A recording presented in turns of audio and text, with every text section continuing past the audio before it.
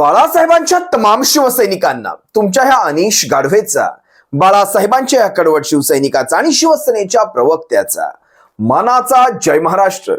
जर अजूनही शिवसेना एक वादळ या तुमच्या हक्काच्या माध्यमाला शिवसैनिकांना आपण जर सबस्क्राइब केलं नसाल तर तुम्हा सर्वांना कळकळीची विनंती, आता ताबडतोब शिवसेना एक वादळ नक्की सबस्क्राइब करा, जेणेकरून शिवसेनेच्या अनुषंगाने असलेल्या साऱ्या बातम्या, सारा माहितीपट मला उभ्या महाराष्ट्रातल्या शिवसैनिकांपर्यंत रोज आहे असा इत्यंभूत पोहोचविता येतो। त्यासाठी तुम्ही सर्वांनी शिवसेना एक वादळ नक्की सबस्क्राइब करावं। काल तुम्ही सर्वांनी पाहिलं असाल, शिवसेनेच्या नावाच्या आणि चिन्हाच्या संदर्भातल्या केस संदर्भात किंवा शिवसेनेच्या 40 गद्दारांच्या अपात्रतेच्या संदर्भात आपण एक व्हिडिओ केला होता। त्यामध्ये शिवसेनेच्या केसचं नेमकं आता काय चालू आहे, भविष्यात कोणती तारीख असणार आहे या केसची, या संदर्भात आपण बोललो होतो। काल मी तुम्हाला सांगितलं होतं शिवसेनेच्या या केसची पुढची तारीख पडणार आहे 8 नोव्हेंबर। आणि तुम्ही सर्वांनी पाहिलं देखील असाल, शिवसेनेच्या पक्षप्रमुखांनी आजच्या आपल्या सभेमध्ये हे बोलून देखील दाखवलं होतं की धनंजय चंद्रचूड साहेब, DY चंद्रचूड साहेब, आपणास कळकळीची आणि हात जोडून विनंती करतो। काय म्हणाले होते शिवसेनेचे पक्षप्रमुख? DY चंद्रचूड साहेब, आपणास हात जोडून विनंती करतो, 8 नोव्हेंबरला तुम्ही निकाल द्या आणि सिद्ध करा की न्याय व्यवस्था या देशामध्ये जिवंत आहे, न्याय व्यवस्था या देशाच्या लोकशाहीचं रक्षण करत आहे, हे सिद्ध करा। तुम्ही 8 नोव्हेंबरला निकाल द्या। नेमकं शिवसेनेच्या पक्षप्रमुखांनी काय म्हटलंय तुम्ही एकदा हा व्हिडिओ पहा आणि त्यानंतर नेमकं काय घडलंय हे देखील मी तुम्हा सर्वांच्या समोर घेऊन येतो, पहा।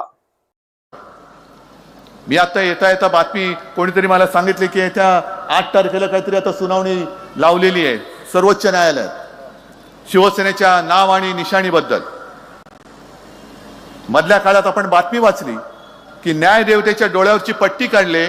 आता तरी मला अपेक्षा न्यायदेवतेला दिसतंय की नाही का सुनावणी नुसती सुनावणी आहे का नुसती बतावणी आहे हे त्या 8 तारखेला कळेल। आणि मी सर्वोच्च न्यायालयाच्या त्या न्यायमूर्तींना सुद्धा, अगदी चंद्रचूड साहेबांना सुद्धा हात जोडून विनंती करतोय, अहो 2.5 वर्ष झाली आम्ही न्याय मागतो आहोत। न्याय केवळ उद्धव ठाकरेसाठी नाही तर देशातल्या लोकशाहीसाठी मागतो आहोत। अशा पद्धतीने जर का कोणी कोणाला फोडून सत्ता काबीज करायला लागलं तर लोकांचा, जनतेचा लोकशाहीवरचा आणि न्यायालयावरचा सुद्धा विश्वास उडाल्याशिवाय राहणार नाही। आणि मग एकदा का लोकशाहीवरचा विश्वास उडाला, एकदा का न्यायालयावरचा विश्वास उडाला आणि लोक जर का काही करायला लागली तर त्यांनाच पकडून तुम्ही फासावर लटकवणार, ही न्यायालयाची पद्धत आपल्या देशात चालणार नाही, ही चालू शकत नाही।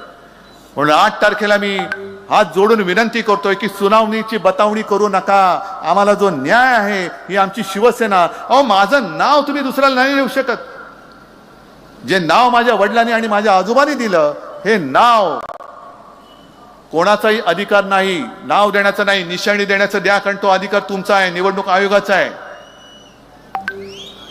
पण ओरिजिनल नाव हे माझ्या पक्षाचं माझ्याकडे आहेच, तिथे मी निवडणूक आयोगाचा सुद्धा निकाल मान्य करणार नाही, करतच नाही। माझी शिवसेना आहे आणि माझ्याच।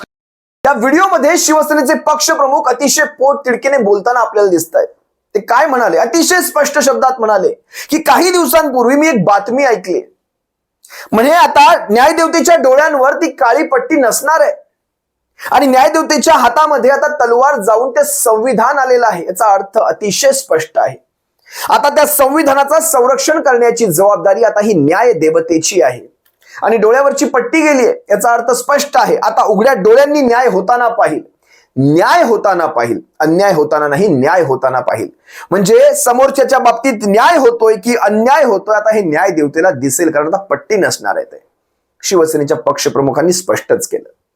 शिवसेनेच्या बाबतीत कायम अन्याय झाला। अगदी सुरुवात करायची झाली तर याची सुरुवात होते इलेक्शन कमिशन ऑफ इंडिया पासून। नाव चिन्ह काढून घेण्याची इलेक्शन कमिशन ऑफ इंडियाला चांगलीच घाई लागली होती, शिवसेनेचं नाव चिन्ह काढून घेतलं। त्यानंतर राज्यपाल त्यांना फ्लोर टेस्ट घ्यायची घाई लागली होती।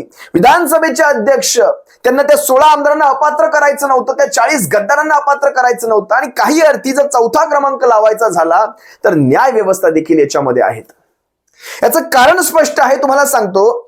ज्या वेळेस राज्यपालांनी फ्लोर टेस्ट बोलावली त्यावेळेस राज्यपालांच्या विरोधात ज्यावेळेस आपण कोर्टात गेलो त्यावेळेस ती फ्लोर टेस्ट थांबवली गेली नाही, पण तेच नरहरी झिरवळांनी, उपसभापतींनी ज्या वेळेस त्या आमदारांची अपात्रता केली त्यावेळेस मात्र नरहरी झिरवळांवर अविश्वासाचा प्रस्ताव असल्यामुळे तुमच्याकडनं ती अपात्रता होऊ शकत नाही, अशा प्रकारचं, म्हणजे सरकार पडण्यासाठी एक असं अनुकूल वातावरण तयार केलं गेलं का कुणास ठाऊक शिवसैनिकांनो. या सगळ्या सगळ्या संस्था या सगळ्या ह्याच्यासाठी जबाबदार मला वाटतात. आज शिवसेनेचे पक्षप्रमुख एवढ्या पोटतिडकीने म्हणाले आणि नेमकं घडलं काय माहितीये. अगदी काहीच वेळानंतर 2 ते 3 तासांनंतरच एक बातमी कानावर येऊन धडकली. मी तुम्हाला म्हणालो तो 8 तारखेला पुढची तारीख आहे ते, पण बातमी कानावर येऊन काय धडकली ऐकायची तुम्हाला. जरा एकदा हा व्हिडिओ पहा. आताची मोठी बातमी समोर येते. शिवसेना पक्ष धनुष्यबाणचा निकाल पुढील वर्षी चंद्रचूड यांच्या कार्यकाळात निकाल नसल्याचं समोर आलंय. 8 नोव्हेंबरला चंद्रचूड यांच्या कामाचा शेवटचा दिवस असल्याची बातमी समोर आहे. शिवसेना पक्ष आणि धनुष्यबाण चिन्हाबाबतचा निकाल आता पुढच्या वर्षात येण्याची शक्यता असल्याची बातमी समोर आली आहे. सरन्यायाधीश DY चंद्रचूड यांच्या कार्यकाळात निकाल लागलेला नाहीये. शिवसेना पक्षाचे नाव आणि धनुष्यबाण हे पक्षाचं चिन्ह कोणाचं यावरील सुनावणीची संभाव्य तारीख 18 नोव्हेंबर देण्यात आली आहे. 8 नोव्हेंबर हा विद्यमान सरन्यायाधीश डॉक्टर DY चंद्रचूड यांचा सर्वोच्च न्यायालयातील कामाचा शेवटचा दिवस. आताची मोठी बातमी समोर येते. शिवसेना पक्ष धनुष्यबाणचा निकाल पुढील वर्षी चंद्रचूड यांच्या कार्यकाळात निकाल नसल्याचं समोर आलंय. 8 नोव्हेंबरला चंद्रचूड यांच्या कामाचा शेवटचा दिवस असल्याची बातमी समोर आहे. शिवसेना पक्ष आणि धनुष्यबाण चिन्हाबाबतचा निकाल आता पुढच्या वर्षात येण्याची शक्यता असल्याची बातमी समोर आली आहे. ज्यावेळेस ही बातमी माझ्या कानावर पडली त्यावेळेस डोक्यामध्ये एक संतापाची लाट उठली. 8 नोव्हेंबरच्या त्या होणाऱ्या सुनावण्यांची यादी ज्यावेळेस प्रसिद्ध झाली संकेतस्थळावर सुप्रीम कोर्टाच्या, त्यामध्ये शिवसेनेच्या नावाच्या आणि चिन्हाच्या केसच्या संदर्भातलं आणि 16 गद्दारांच्या अपात्रतेच्या केसच्या संदर्भातलं कुठलाही उल्लेख नव्हता. याचा अर्थ अतिशय स्पष्ट आहे. 8 तारखेला चंद्रचूड रिटायर होत आहेत आणि त्यानंतर नवीन बेंच समोर हे सारं प्रकरण जाईल. हे नवीन वर्षामध्ये जाणार आहे. नवीन वर्षामध्ये तुम्हाला ती तारीख जर आठवत नसेल तर फेब्रुवारी 2023 मध्ये शिवसेनेची याचिका विधानसभेच्या अध्यक्षांच्या विरोधात असेल, शिवसेनेच्या नावाच्या चिन्हाच्या संदर्भातली असेल. फेब्रुवारी 2023 मध्ये केलेली याचिका फेब्रुवारी 2024 गेला, आता फेब्रुवारी 2025 येईल.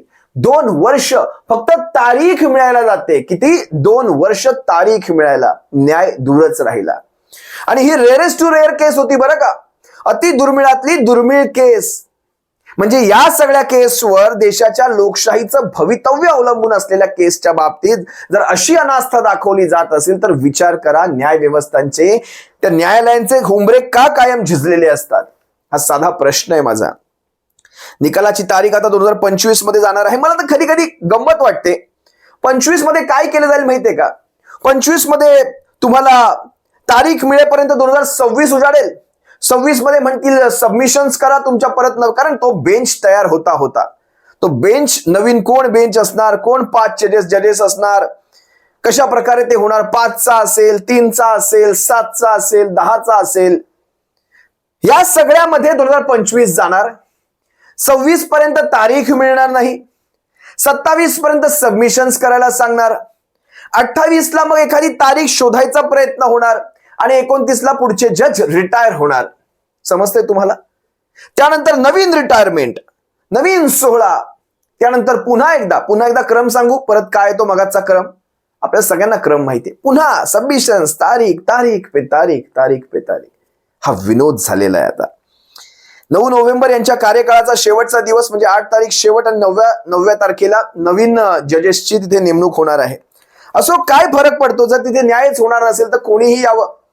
शिवसेनेच्या पक्षप्रमुखांना खरं तर माझी विनंती आहे, आपण अजिबात यांच्या समोर हात जोडू नका. हात मायबाप जनतेसमोर आपण जोडूयात. मायबाप जनता शिवसेनेच्या बाबतीत न्याय नक्की करेल. शिवसेनेचे पक्षप्रमुख आणखी एक गोष्ट पोटतिडकीने मगाच्या व्हिडिओमध्ये म्हणाले होते, तुम्हाला द्यायचंय तर तुम्ही धनुष्य देऊ शकता, तो तुमचा अधिकार असेल. ती तुमची प्रॉपर्टी असू शकते, तो धनुष्य तुमची प्रॉपर्टी असू शकते, पण शिवसेना हे नाव माझं आहे, हा पक्ष माझा आहे आणि तो माझाच राहणार. शिवसेनेच्या पक्षप्रमुखांनी ज्यावेळेस हे वाक्य उद्गारलं अंगावर शहारा आला होता शिवसैनिकांना. खरं पाहता न्याय व्यवस्थांचा अशा प्रकारचा विनोद करणं शिवसैनिकांना मलाही तितकासा पटत नाही. पण तुम्हीच पहा, तुमच्या डोळ्यासमोर सर्व परिस्थिती आहे. तुम्ही मला सांगा, न्याय व्यवस्थांचा विनोद आपण करतोय की स्वतः न्याय व्यवस्था स्वतःचा विनोद करून घेते? एक साधं उदाहरण देतो. समजा 2025 मध्ये आमदारांच्या अपात्रतेचं प्रकरण सुनावणीला आलं समजा, आणि आमदारांच्या विरोधात निकाल गेला समजा. असं होणार नाही पण समजा. अपात्र कुणाला करणार? आमदार तर त्यांची टर्म संपलेली आहे 2024 मध्ये. पुढच्या वेळेस निवडून येतील नाही येतील याची देखील खात्री नाही. बरे निवडून आले तर त्या टर्मसाठी त्यांची अपात्रता होणार आहे का? तर नाही. मग हा विनोद कुणी कुणाचा केलेला आहे तुम्ही मला सांगावं. माणसाच्या हयातीमध्ये किंवा कमीत कमी त्या वकिलांच्या तरी हयातीमध्ये त्या केसचा निकाल लागावा अशा प्रकारचा एखादा नियम आला पाहिजे शिवसैनिकांना. ही असला विनोद झालेला आहे भारतीय न्यायव्यवस्थेचा आणि याला आपण काहीही करू शकत नाही. आपण लहानपणापासून पाहत आलेलो आहोत. लहानपणापासून पाहिलंय कोर्ट म्हटलं तर हिरो कायम जेलमध्ये आणि विलन कायम बाहेर. हे आपण लहानपणापासून पाहिलेलं आहे आणि जे पाहिलंय ते अगदी सत्यात उतरताना मला इथे दिसतंय वैयक्तिक आयुष्यामध्ये. तुम्हाला देखील या गोष्टी पटत असतील शिवसैनिकांना मी काय सांगतोय लक्षात घ्या. असो, या सगळ्या गोष्टी तुम्हा सर्वांसमोर ठेवणं हे माझं कर्तव्य होतं. 2025 मध्ये आपण जर निकालाची अपेक्षा करत असाल, मला काहीच म्हणायचं नाही यावर. तुर्तास मी तुम्हा सर्वांची रजा घेतो. सप्रेम जय महाराष्ट्र बाळासाहेबांच्या शिवसैनिकांना. काळजी घ्या. जय महाराष्ट्र.